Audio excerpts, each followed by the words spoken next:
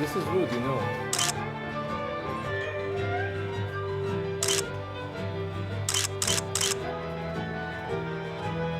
No, this is chutzpah. Hi, I'm Tim and I'm a street photographer, and when it comes to street photography, you take out your camera, go to the street and snap people going about their daily lives. This is the essence of street photography.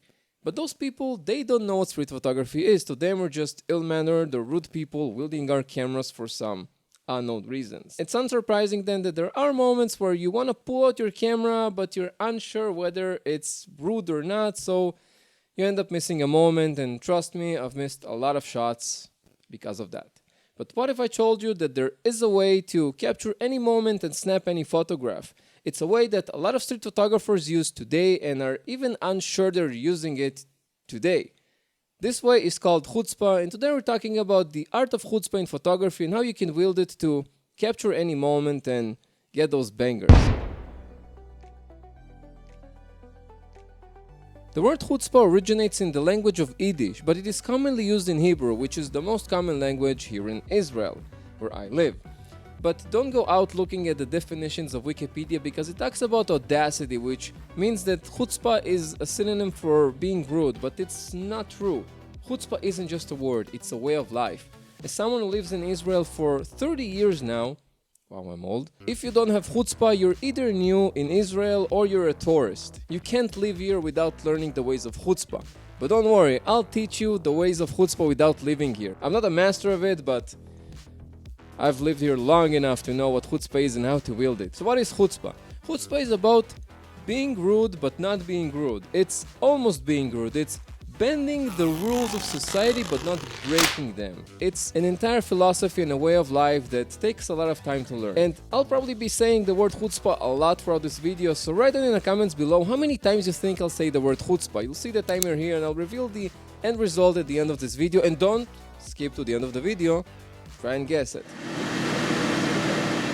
I recently returned from a trip to Vienna with my wife, and we celebrated our 8th-year anniversary. And on the day itself, at the evening, we went to an underground pub and saw a jazz performance with some beer. It was really awesome. But the thing is that I brought my camera because I wanted to photograph the concert. Of course, who wouldn't? The issue, well, it doesn't sound like an issue at first, because the performer was a jazz legend of Austria, which was incredible. He had the voice. Wow. Because he's a jazz legend, we were seated like sardines at the side of the concert because the place was jam-packed, and we arrived an hour early. We probably should have arrived a lot earlier than that. So I was seated there with my 85mm equivalent lens. I know I should have brought a wider one. I expected the place to be larger. But in any case, we were seated there, and these are the photographs I've got.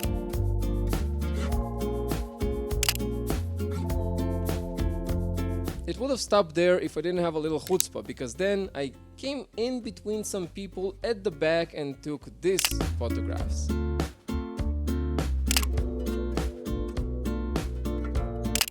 Not the best ones, but I'm more proud of these ones than the previous one. And if I didn't have chutzpah, I wouldn't have done it. And I know what you're thinking. Wait, did you just block the view for people to get these photographs? Yes, I did. And this is the way of chutzpah. Because if we were in that crowd and some odd person came with his butt blocking our view and taking some snaps, it would have irritated us, but not to the degree of making us mad because he was there for like a minute or two. We wouldn't even remember them. But this is what we're not telling ourselves. We're letting these voices of, no, I'll be too rude, I'll block the view for people, take over us and make us miss these moments, make us miss these shots. Now, I don't expect you to go from 0 to 100, get up from your seat and just block the view for people out of nowhere where you're not capable of that. No. It's a tool that you must acquire and you must build. And first, you need to look within yourself. It starts with listening to the voices in your head telling you that you shouldn't snap a moment. Just go out there and photograph and you'll come across one of these moments, but instead of eating yourself from within about whether you should take a camera or not and letting the stress take over you and make the entire experience suck, don't take your camera. This is not what this is about. You need to confront these voices, answer them. Like in the concert, for example, if I would have listened to the voices that'll just bother people, I would have just stopped there, but instead I confronted the voices. What happens if I block a view for a person? Not too bad if I do it for a minute or two, so I made sure I was pretty fast instead of standing there for 10 minutes. That would have been rude.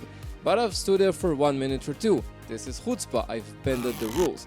So next time you're in a moment where something like that happens, just be whole with yourself that you won't take your camera out. Instead, confront these voices and ask yourself what would happen if you would do it. What's the worst case that can happen? The worst case scenario is someone getting mad at you, but nobody cares. That person, he wouldn't remember you in a few minutes. These people in the concert, actually nobody told me anything. And nobody probably even remembered me because I was so fast about the photographs. And this is what it's all about. Start confronting these voices first. Don't take out your camera. Just ask yourself, why am I thinking these thoughts? What would happen? What's the worst case scenario? Start with that. But wait, if I confront my thoughts and fears, I end up missing the shots, no? Yes, but this is where phase 2 comes in. You see, you don't go from 0 to 100, you do it in baby steps. What I mean is that usually when we see street photographers here on YouTube, for example, going about their POV sessions, we think to ourselves, wow, that person is confident, I should be that confident as well.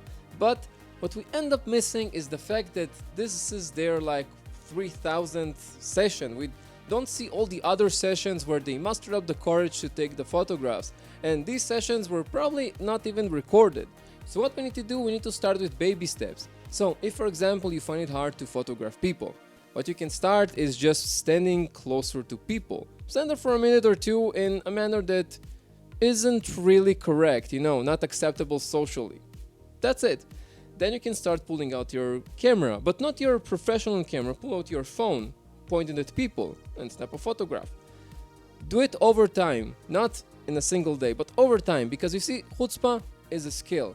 It's a skill that you wield, and it's a skill that you learn and you train, just like any other muscle group in your body. It's a skill you train in here and in here. If, for example, you also want to photograph concerts, but of course you can block the view for people, you can just start by blocking the view for people instead of pulling out your camera. You can do it for a minute or two. You'll find that comfort spot where it becomes really uncomfortable for you, and just hold it. Hold it in, just like air, and then let go.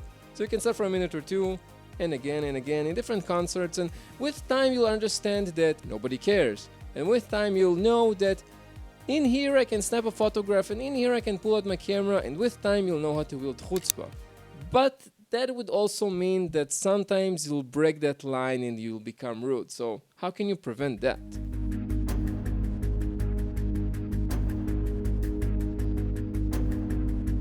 Chutzpah is mostly individual to any person, and there is a fine breaking line where by society standards you're really rude, but for most people it's a line that differs from person to person, because someone who's rude to you might feel comfortable in his own skin. And this is the point, finding out what's comfortable, natural in your own skin under society's rule. But that would also mean that you'll have to break that line. You'll have to be rude, and I'm not saying you'll do it intentionally. Don't do it intentionally. I'm saying that with time and with practice, you'll have situations where people talk back to you, or where you realize about yourself that, wow, I was actually rude. And this is where you'll set the line and know how far you can bend it for yourself, because you yourself is what matters here. You need to be comfortable in your own skin doing street photography. This is the entire point of the art of chutzpah. And who knows, one day you'll just snap a photograph, look back at it and say, wow, did I actually put myself in that moment, not even thinking about it? This is where you'll know that you have mastered the power of chutzpah. So how many times did I say chutzpah? Did you guess right? And make sure to put a like in this video if you've enjoyed, so more people will see it and more people could feel more comfortable in their skins going out doing street photography.